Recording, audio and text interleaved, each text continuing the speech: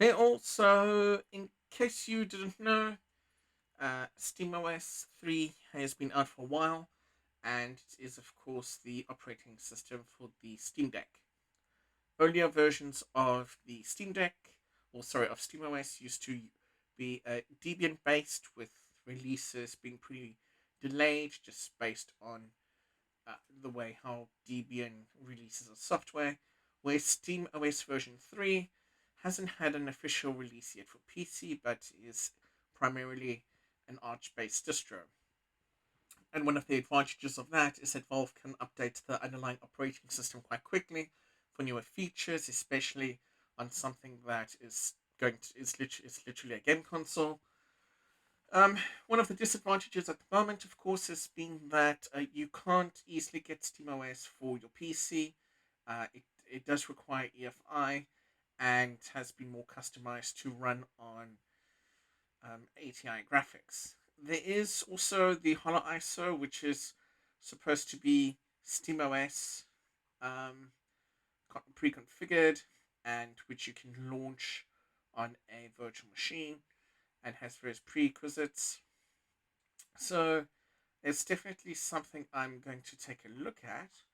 But what I've done in the meantime is I actually got hold of the SteamOS Steam Deck image, the actual image that gets used in case you need to repair or re-image your Steam Deck. So what I've done out there is I took the image, converted it, and hooked it up to Virtual Machine Manager.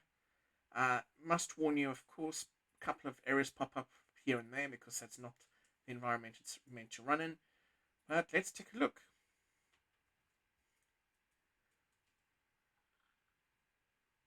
So as you can see here, it's busy booting up. And remember, this is the original recovery image. No changes, nothing else done to it. As vanilla SteamOS 3 as you're going to get. Uh, there are, of course, sometimes some random error messages, unfortunately, which I just have to bear with.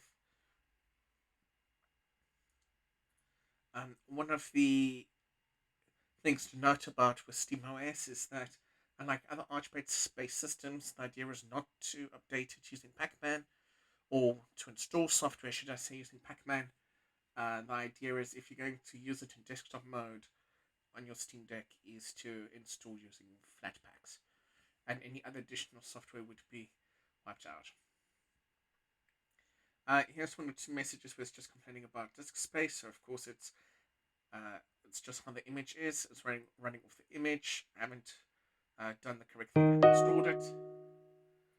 So this is pure vanilla SteamOS as it comes from the launcher. So if we were going to install this on or re-image it, you would see here, if I select the option, it will actually pipe up complaining it hasn't found any NVMe drives because it needs the NVMe drive to install on by default. Default applications here: normal archiving, Dolphin, emoji selector, Firefox, Fish, HTOP, Kitty partition manager, console, Qt, Spectacle, Vim, and Xterm. So from a normal usage standpoint, nothing, of course, really stands out because any of the additional tweaks would be in the back end that we're not actually going to be able to see. So I'm going to start off, in case anyone's wondering. No, for some reason I can't get Steam to actually launch. Tad ironic. But taking a look at the system a little bit, let's take a look. So as you can see here, SteamOS 3.1, Plasma 5.235, kernel version is 5.13, and of course it's Valve's tweaked Neptune edition, and of course here it shows the virtual hardware I'm actually running this on. Memory, out of the 4 gigs I gave this machine, so far pretty light memory, just over 3.5 gigs left, and with swap space energy consumption not valid on a virtual machine, and of course all this other info here would just be default info there. So Let's open up a console terminal and see what does what. So immediately it tells you that this is a bootable recovery image, um, and you should use these shortcuts that are on the desktop.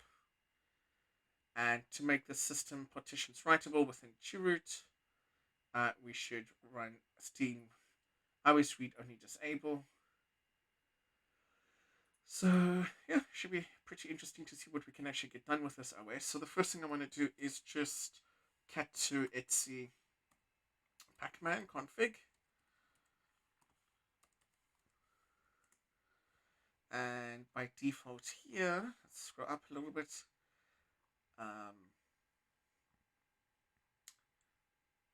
Normal pacman configuration.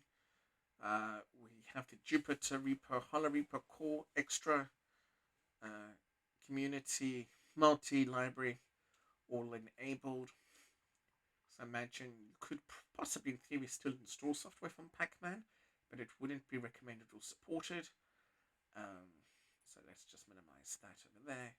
And then if we wanted to check the, let's do show how the partition's been set up. So interestingly enough here, not too much disk space used on the image and has been predefined. For a fancier look, I think I saw it has Partition Manager as well, or KDE. So over here you can see that home and var uses ext4, root is btrfs, of course FAT32 for EFI, which is to be expected. Okay, all in all, pretty snappy, pretty fast. I'm sure, you know, all of these additional configs you could get on any Arch-based distro and customize it for your Steam setup. I wouldn't definitely go and roll this out, particularly unless it's on an actual Steam Deck. Some additional wallpapers as well. I don't usually do wallpapers, but this isn't your everyday distro. And there's a troll wallpaper as well, which I think is pretty cool. I'll just leave it with the troll option there. So because things are on read only, a lot of stuff isn't working or isn't actually going to load, which is a bit of a pity. So let's just close that there. Open up the terminal again. I want to see if it gives us the same message. Yeah, it does. So what happens if I was to go sudo SteamOS disable read only? I wonder if that's actually made any difference. And let's say we wanted to do a pacman update. So sudo pacman-syu. As you can see, it's synchronizing the package databases. The libraries are up to date.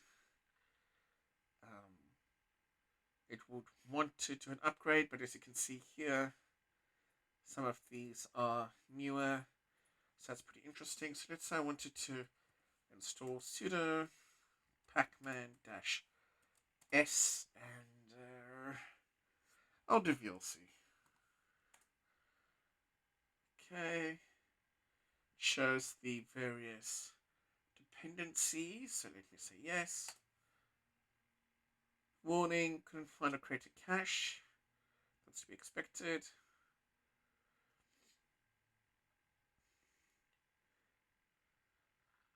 Wayland protocol.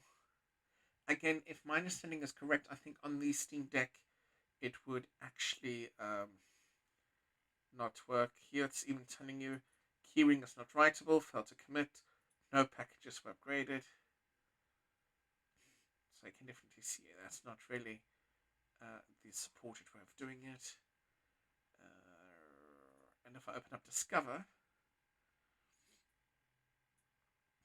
it can't create the directory. Again, I take it it's because it's running in read only. Yeah, and you can see it can't connect to the FlatHub store. we did run that command, so I suppose we could try to see if it will come up again writable, but I doubt it. And I think I just crashed it. Nice. Let's just do a quick reset here. Let's do a false reset. See if anything comes up.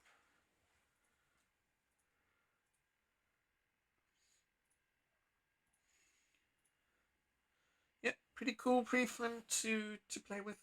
Definitely going to do a part 2 using the Hollow ISO, which is more designed to install SteamOS, then run it from a recovery image.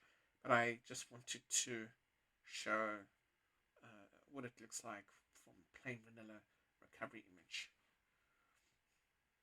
You can definitely see it's coming up again.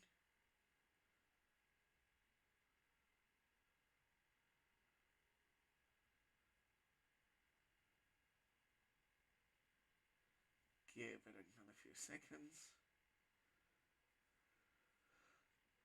It does take some time to come up. But yeah, so a couple of important things to remember is it needs to be a EFI boot. It can't use MBR or normal traditional BIOS systems. That's just because of the way it's been designed. And it is extremely picky on the stuff that it will run on. So, yeah. Of course, it was my mistake. I didn't go into chroot, so hence, of course, it didn't do it correctly. Anyway, well, thanks for watching. Hope you enjoyed it. I'll be back soon with another video on this. But any advice, any feedback, questions, anything you want to shoot this way, please let me know. Bye for now.